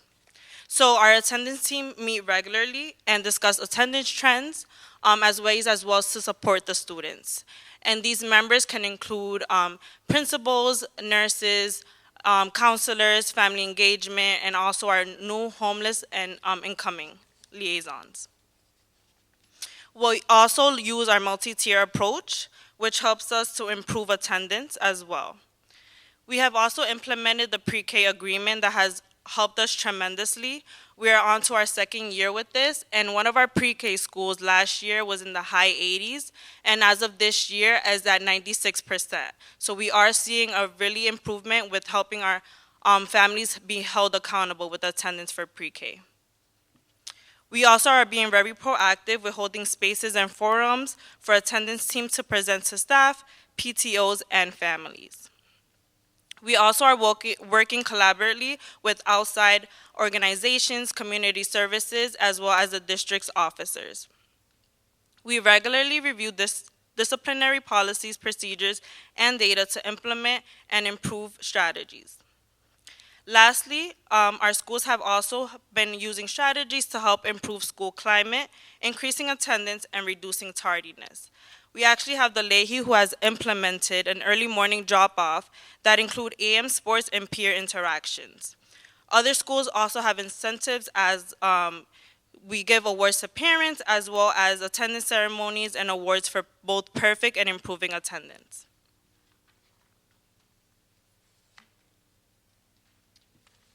Okay, before we move on to questions, I do want to highlight, we talk about relationships. This is from a K-2 teacher. Thank you again, Shakira, for coming to our attendance meetings, giving us great ideas to encourage attendance, and offering your support with future family support meetings. We wanted to share some pictures of our students with perfect attendance and the class with the highest attendance being celebrated. Looking forward, we will continue to celebrate these high attendance achievers and also discuss ways to honor students who are improving in their attendance. Okay, we're going to open it up to questions. Any questions from the board? Oh, I only have one comment, and just, no questions. This is all great news, and thank you. It looks like we're moving in the right direction. Thank you, we appreciate it. thank you for this presentation. It was very, very well done. Can I ask a couple of questions? Sorry, I'm running away from folks who are cleaning in my office. First off, thank you guys for the presentation, and thank you for all the work you're doing. It's actually good to see that you guys are doing some comprehensive work. I had a question. Sorry, I wrote it down. First off, I'm interested in the professional development you guys are doing. I forgot the name of it, but what does the professional development look like when you're working with staff members around Lawrence Public School? So as far as professional development for the team, we have attended some professional developments throughout the state, including the YAR, which talks specifically about attendance and chronic absenteeism. We have tapped into Attendance Matters, who also sends us and forwards us workshops. And we did just have the district-wide attendance training for all staff, which included everybody from school leaders to guidance counselors to staff members. Sorry, I wasn't clear. Yes. That's actually the one I was talking about. Yes. What does that look like in Yes. terms of the work with? Yeah. Yes, we actually incorporated that this year. We used to do it in years past, but we did see that, I mean, it takes a village, it's a community. This is not just a one-time deal. Like, we need to work as a team to make sure that attendance is on the forefront. We also have an attendance forum with all the SOAs, attendance supervisor of attendance. They meet in Boston like once a year. That's coming up actually this Wednesday. We all get together, we brainstorm to see other communities, other schools are doing, what are the challenges, and so forth. Thank you. And the other question I had, which I found interesting, is you guys document everything on Power School. And when I used to work in Lawrence High School, I used to work with Power School as well.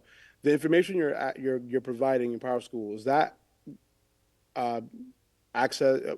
Do teachers that teach these students, are they able to access some of the information you're putting up there, or is it just for you to document?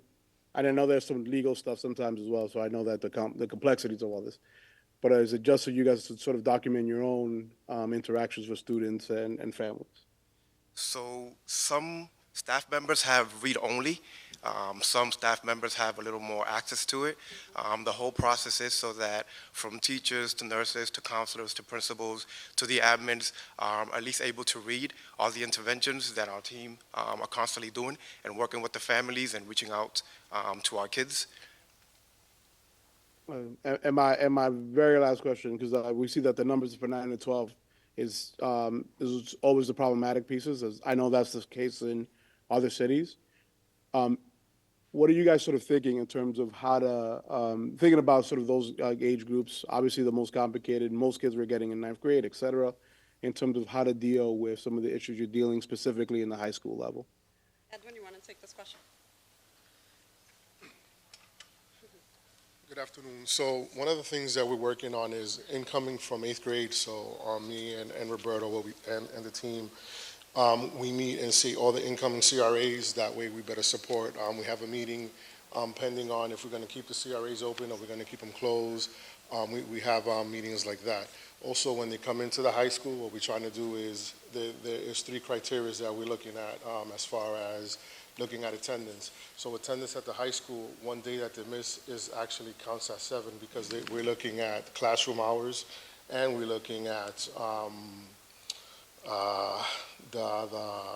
the grades, and we're looking at other things as well. So a lot of these kids, they don't understand that, so they just think they still in that in the middle school mentality that they miss one day, it counts as 1. So we try to explain to them, and they have a hard time understanding that. So we try to hold attendance panels earlier rather than later because as the year goes by, the attendance could be 200-300 and they don't understand why. So we try to hold these meetings with the parents sooner and talk to these kids in the hallways with the coaches specialists, with the counselors throughout. So my interactions deal with a lot of 9th to 10th. By the time they get to 11th and 12th, it's a little bit harder because they're out of my range, but it doesn't mean that I can't talk to them as well. So it all depends on how much class they have missed, because now, from my understanding, is they're trying to change how we look at attendance at the high school because it's not fair, because they can have one bad class and their attendance can spike. So that's not fair for that student as well. So we look at a lot of criteria at the high school, so it's not just based on one class, it's based overall. I'm looking at patterns. I have a student that might skip after lunch and their attendance might spike. So I'm looking at absolutely patterns and where actually we can apply more support too, so.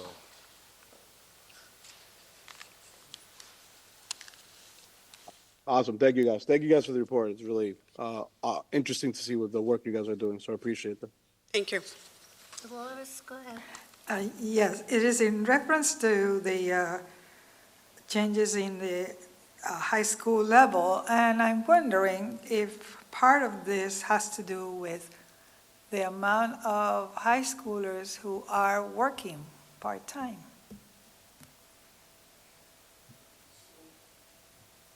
I haven't seen a lot of that are working, so there's some students that are working. I try to encourage them and tell the parent also, number one, the parent has the control. Working here is a privilege. School is a priority. So when it comes to that, I have to let the parent know that school is always going to be a priority and anything else is always going to be a privilege. So that also depends on the parent, and also it also depends on the family circumstances, because you have to look at maybe they need that income because that family is in need. So when it comes to that, all I have is the power of suggestion. Yeah, I imagine what, do you have an idea of what percentage of them are working? I don't have it. No? Thank you. We can provide that to you if you need that. Is there any way, if you have a percentage of students working, is there any way the district can create some kind of a, I don't want to call it a work study, but something after school that would help them out with a salary and also get them to school with the agreement is that they have to be at school in order to participate in this work group? That is definitely something we can discuss further with leadership. Mm-hmm. Thank you. Mm-hmm. Anyone else? Okay. Thank you so much for having us. Superintendent, have we finished? Their work is tedious, but it's important. And I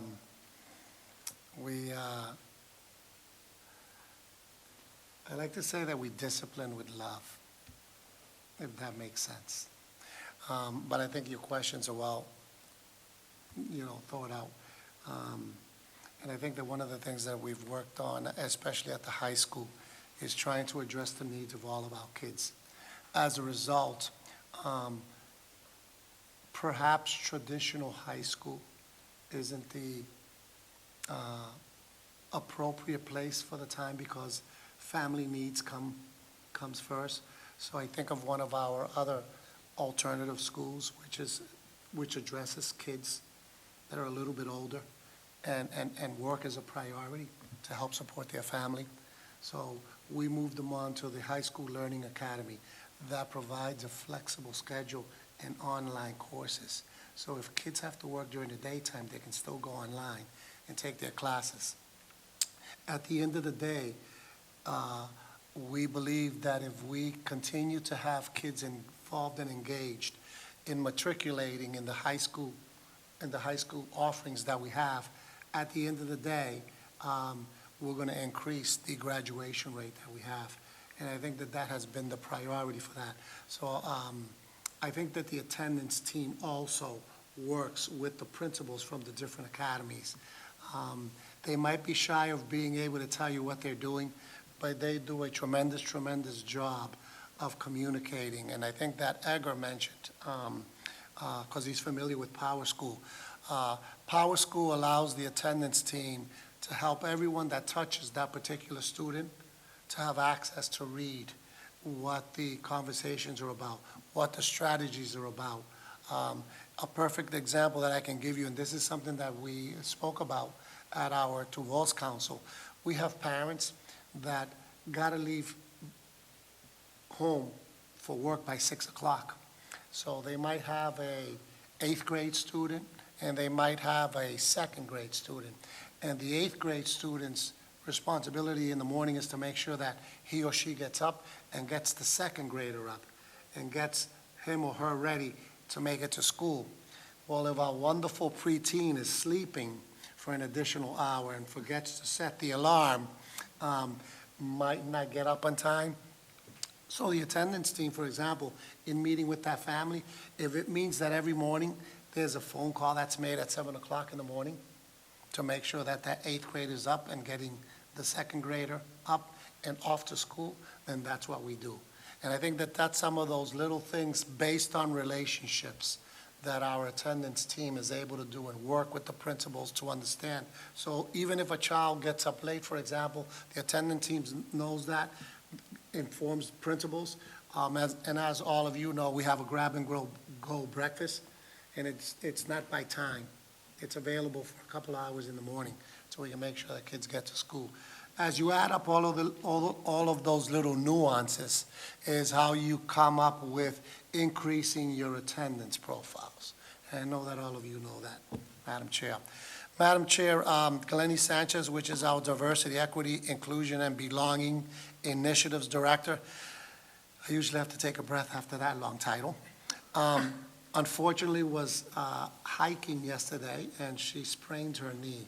It's pretty swollen. So she was out today, and I told her, don't worry about it. We probably have enough.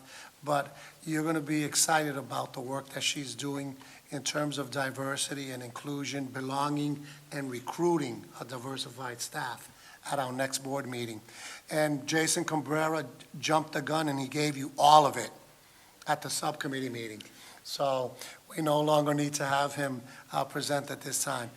That is the end of my report and all the votes required at this time, Madam Chair. Thank you. Thank you very much. Before we take a motion to close the meeting, anyone have anything else they'd like to mention? Very quickly, one of those nights, I'm sorry, Superintendent, thank you for your report and thank you for all your team and all the different reports that we received tonight. There was a lot of information, but it's very important. I think that the more reports, and you and I already spoken about this, we can give about parent and parent programming, the better. This is a great avenue for parents to understand that the programming is going on, and you and your team are doing some exceptional work. I think it's really important, and you've done that today, so we really appreciate it. Continue to push the programming we do with our parents and our families to get them more engaged as well. So just thank you for the report, but also and specifically thank you for the reporting you do on families and the work we're doing with them. So thank you. Appreciate you acknowledging that, sir. Can I make a recommendation? Yes, go ahead. Can we put this for the next meeting? Yes, absolutely. That'll be on the agenda. We postponed it till the next meeting. Oh, okay, I didn't hear that, sorry. because this is very, very important. I know you would be excited about that. All right, are we finished? At this time, I'd like to entertain a motion to adjourn with the next anticipated LAE board meeting scheduled for December 11th, 2024. So Could I moved. have a motion? So move. Thank you. Second? Second. Thank you, Edgar. And happy Thanksgiving to all the families and staff of the Lawrence Public Schools. Maria, please call the roll. Yes. Yes. Maria Muller, Yes. Chair Patricia Mariano. Yes. We are adjourned, and thank you and good night. Thank you, everyone. Thank you, guys.